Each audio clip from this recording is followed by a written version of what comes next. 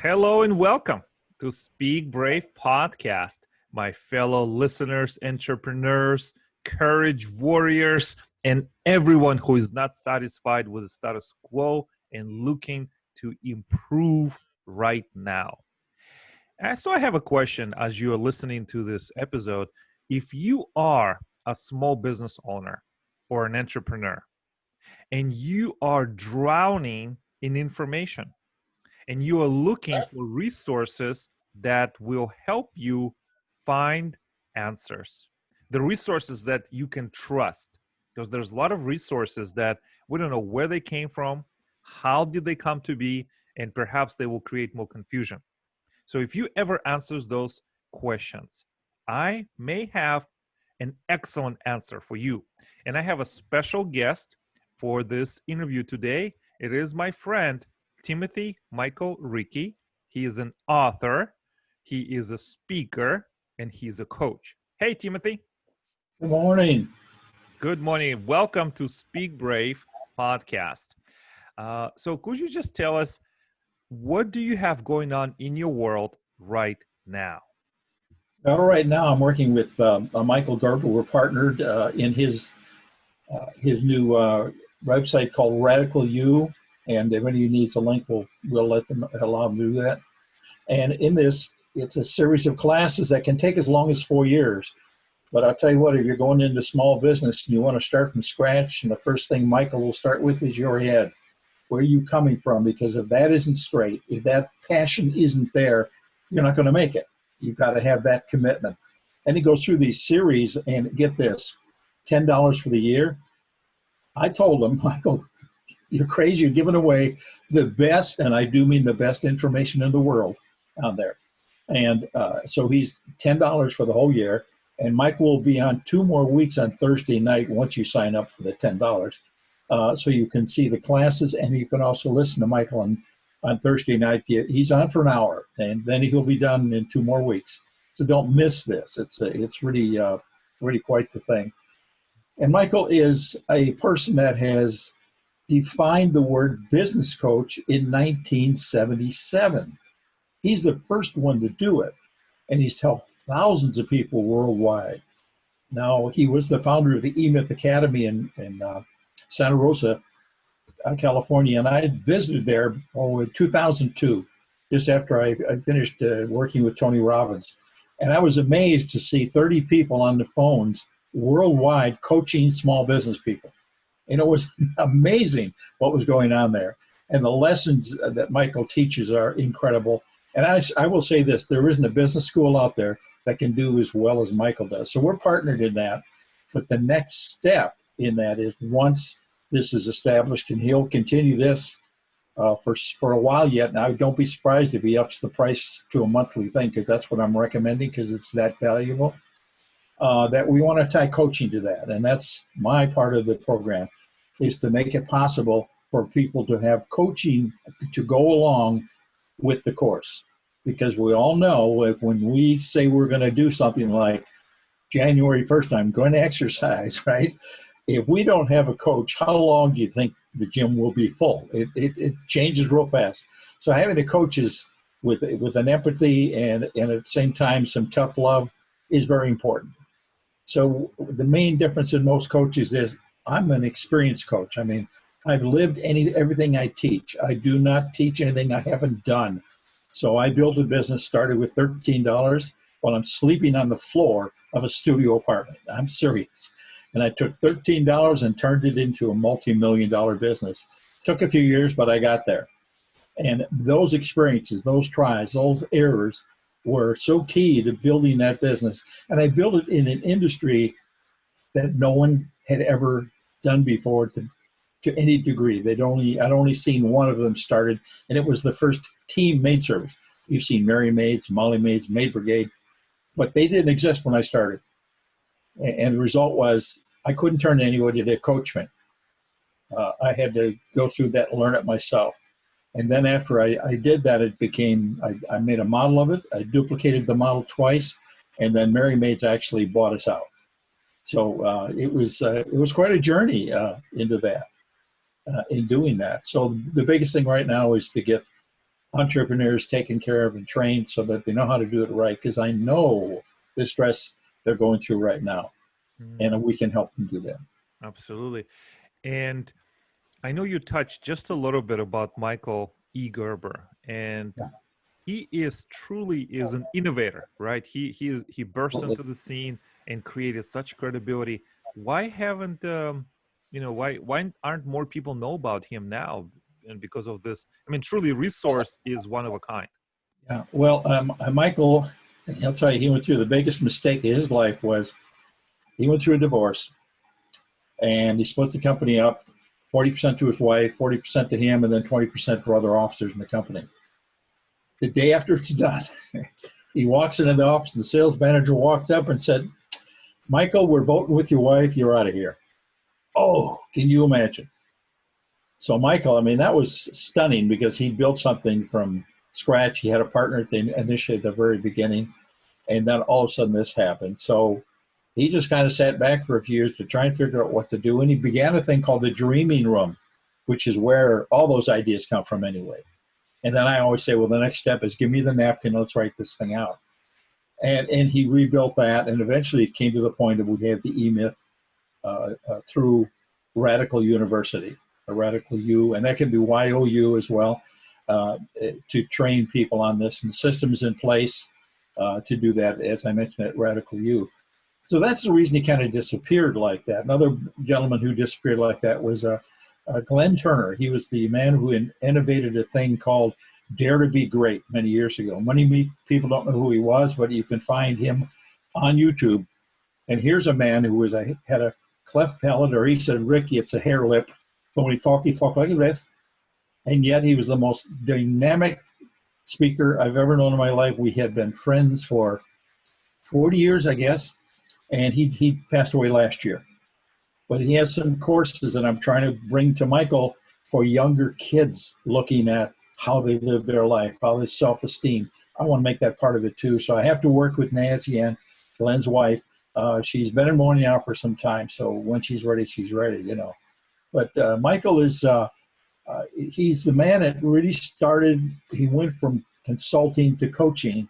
He brought that to Florida. What's the difference? People ask me all the time. Consulting comes in and fixes the problem you have in your business, and then they leave, and then you have another problem. They come back and they fix it again, and it costs you. A coach teaches you how to fix those things along with you. They don't do it for you. You think about a basketball court. That coach isn't going to take the shot for you. He's going to tell you how to take the shot. Same thing, small business. So the whole idea here is to coach small business people so they learn to systemize. Everything has to become a system. And my analogy when I do a speech on this is this simple. You get in a car, you turn the key, turns the battery, cranks the engine over, turns the drive shaft, and the wheels go forward, and you're off and running. So you have to do it. That systems have to be in a car. Well, the same thing in a business, but the most important part of that car scenario is this. Every system must work with the other system, or there's going to be a failure. The car's not going anywhere. Same thing in the business. You need to develop each part. And I teach entrepreneurs how to do this. And someone just go, oh my God, it's that simple. But the key thing that I've been probably the letdown for me was when we just agree on something to do it. Like I had a guy who had it was a mechanic shop. He had 6 or 7 mechanics in there with him.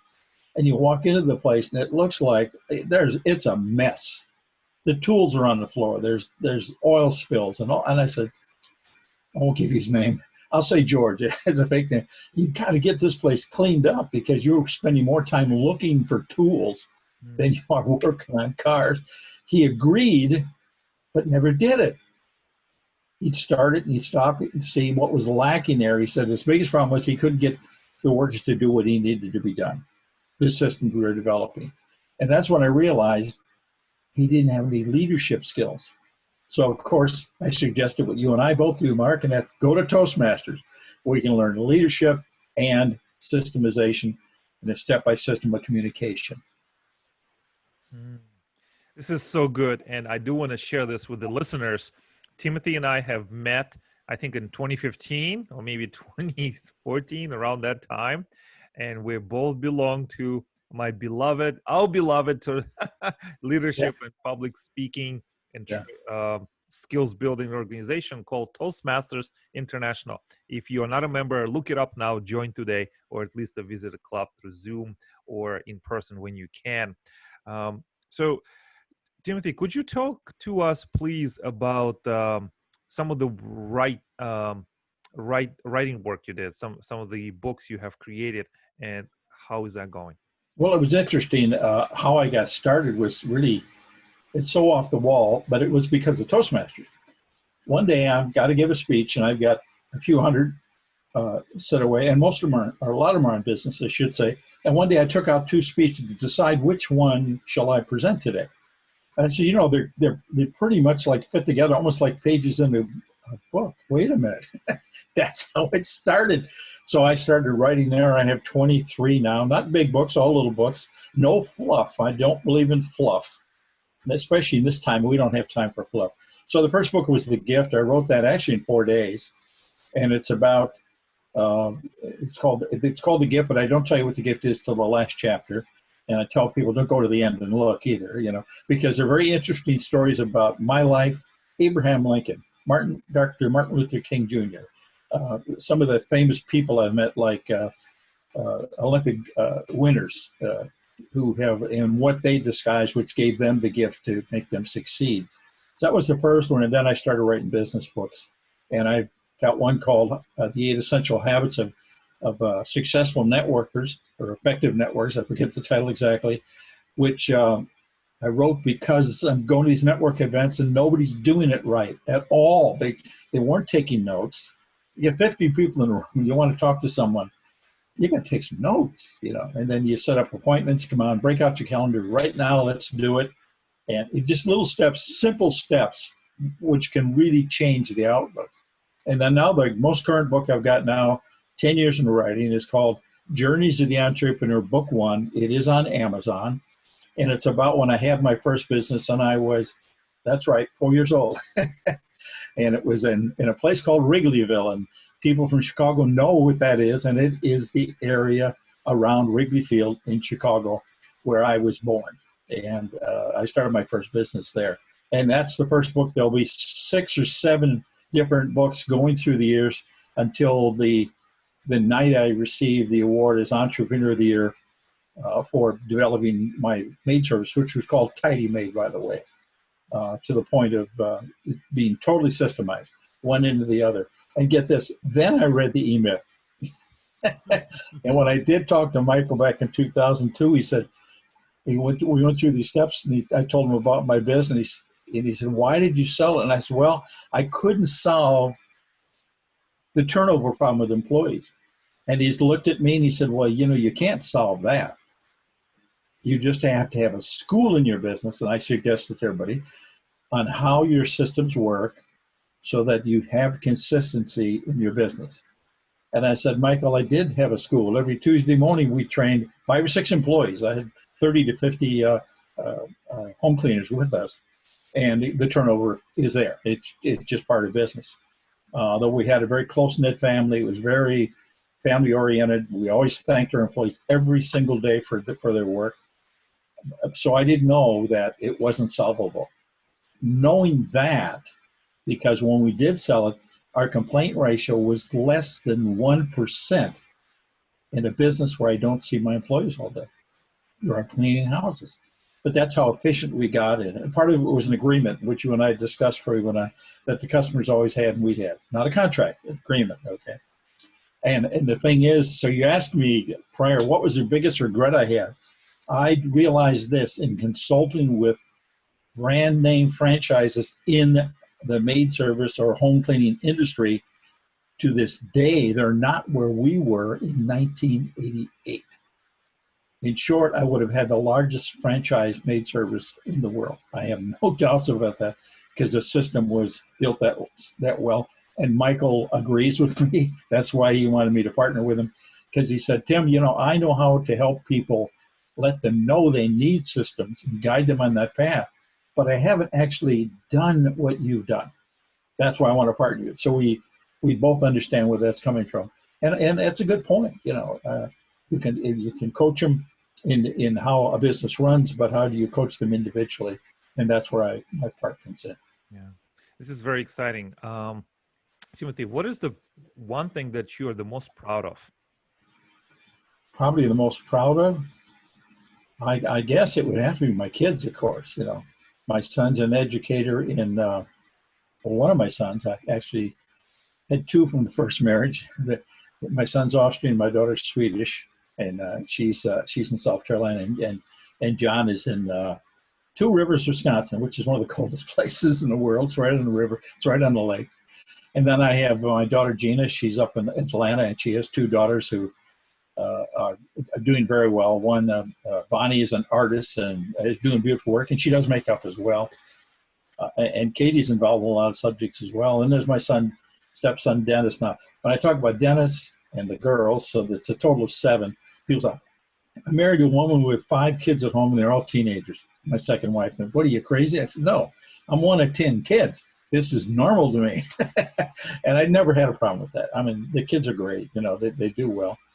And so the total is 7 there. When I came back from Nam, I helped my mom with 6 brothers and sisters.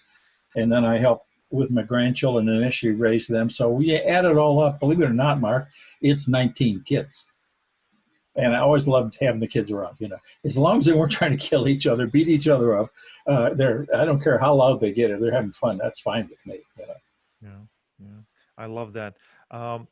Timothy, as we just said a few minutes ago, our involvement in Toastmasters, there's an event coming up in Central Florida. And if you are a Toastmaster, make sure you attend. Even if you're not a Toastmaster, make sure you attend and get all the magic. Can you tell us about your role you'll be playing and working at that event coming up? Yeah. Well, I'm a guy that'll try anything. I don't have any fear. I got over that years ago. So I was an Elvis impersonator for 23 years, but for charities only. And matter of fact, last year at the conference, which is what Mark is referring to here, Gail Hill Smith introduced the new conference for this year. And part of that was doing Viva Las Vegas on stage with a lot of impersonators and stuff. And it was an absolute blast. Then came this year, and everything got delayed because of what's going on here. But we're scheduled for the 22nd of August. And my role there will be to introduce Elvis impersonators. And then we'll have a little contest to judge it. And Gail and Pim are working on selecting those judges for me. I got an email last night. And then I will fill in by nothing can go wrong as an Elvis impersonator. And I've got some things because almost every single time something goes wrong. Probably the most embarrassing was Toastmasters used to have Regional Conference Webb, who came in 3rd in the world that year. He was one of my students. And he was at that conference. I'm also a guard at the door, and I'm singing with the choir. Then I had to sneak off, slip into my Elvis suit, then come back out and finish. And everything went wrong. The sound guy was asleep at the wheel. I'm listening for the karaoke background, so the boom, boom, boom, the boom, boom coming in. And then when I get to the mic, I go up and I'm singing, and nobody can hear me because he's got it too loud. I go over there, I had him turn it down, and he didn't turn it off, he turned it down. So when I looked, now it was solo, I couldn't hear it, asked him to bring it up. Now I'm trying to find my place on the song. And then we had some gals come up who did the Boogie Woogie Shoeshine Boy next, the 3 of them as the McGuire sisters, and that didn't work because only one mic was on. This guy was supposed to be a professional. But, you know, I watch it once in a while because it keeps me grounded. So those little things, those things going wrong as an Elvis impersonator, like your belt falling off or your sideburns rolling up, they're hysterical in retrospect. They weren't at the time, but you get through it. And when you do them for charity, it's so rewarding because it's I've been paid checks, but I turn them over to like a Rotary or whatever particular charity I'm doing those for. And I've done them for almost all the major charities just because it's an absolute blast. But it is, believe it or not, the hardest thing I've ever done because I'm trying to be someone else. You know, being the king of rock and roll is no easy chore. The nice thing about it is I had classical voice lessons for 2 years in Pulaski, Wisconsin, from my coach there who said I got a voice. So we went from there, became an entertainer, And then when I joined Toastmasters, how I got to Toastmasters, this was an oddity. I was at my club, Castleberry Rotary Club, and they said, somebody want to speak about their business. Our speaker's going to be late here today. So heck yeah, I go up and I tried to talk about Tidy Made, but I got totally off guard. I thought this would be a piece of cake. I've been an entertainer. But you know, when you're an entertainer, you know a song and you do it. But when you get it speaking off the cuff and you've never done it before, and Mark, you may have been there, you wait a minute, you need structure here, and I didn't, so I could do something about this.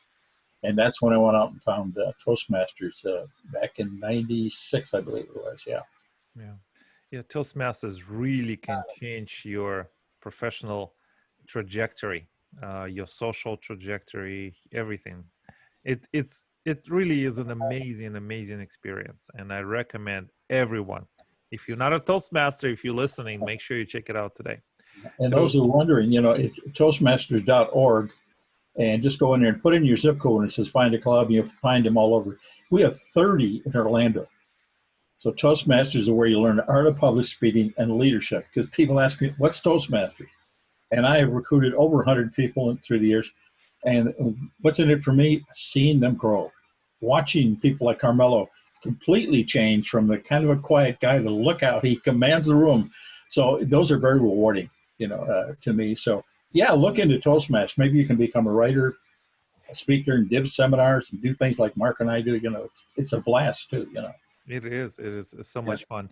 So Timothy, we're coming to an end of our conversation here. I have final two questions. Yeah. What is next big thing for you? The biggest that you're looking forward to, and the best way for people to find you and connect? Well, they can go to Tim Rickey, and that's RICKE.com, and you'll there's information there about me, and I'm on LinkedIn and Facebook and all of them, Twitter, all of those. The biggest thing I'm looking forward to is putting the club together, the Entrepreneur Club, in conjunction with Michael Gerber's courses, and they'll be weekly, or we'll start out monthly, probably getting together 8 to 10 people where we're going to help each other learn, and I'll be there to facilitate and help those entrepreneurs at a very low rate. This is the big difference. Most coaches are very, very expensive. We know today that's going to be very difficult. So the whole idea is to keep the price down, have a meal once a month or once a week together, only 8 in a group, and build it right along the lines of how Toastmasters model is built. Award night, to bring in the top-notch speakers like Mark here to talk to the club about attitudes and life-changing things like that. Every meeting we always bring a new one in and share a meal, and then mastermind through those groups. I've been in masterminds groups, and it's incredible what can happen in that atmosphere because ideas come out of nowhere. That's the mainstay for me, is to get that developed so we can help people who are entrepreneurs get their businesses up, or help them get started wherever they are. If they are teachable and coachable, we'll get it done. Absolutely. I love that. So thank you everyone who joined us today, and my big sincere thank you to Timothy Michael Rickey. And I will be putting all the contact information for him on LinkedIn, Facebook, and his website, so people can easily find you and connect with you. Make sure you reach out to him, tell him you heard about him on Speak Brave with Mark Guy, so he'll feel good, and make sure that he can help in your success. I've known him personally for several years, and he's always been very generous, very giving, and very understanding. And as you have heard, anyone who has the audacity, the courage, and the boldness to be an Elvis Presley impersonator is somebody worth knowing and working with. So everyone, let me say it this way, Mark. Thank you. Thank you very much for inviting me, sir. I like it. I like it. Thank you, everyone, for joining us today. I hope you found some nuggets of beautiful inspiration and wisdom from our conversation. I appreciate every one of you that you have supported me, supported my guests, and always listen to the episodes. It is truly is a labor of love, and I want to share this with as many people who can appreciate it and grow with us. Remember, there's people right now who have less experience than you. They have less qualifications, but these people made a decision and took imperfect action. Just take action now. You will thank yourself later. Thank you everyone for watching, for listening, and I will see you next time. And in the meantime, don't forget to speak brave. Thank you.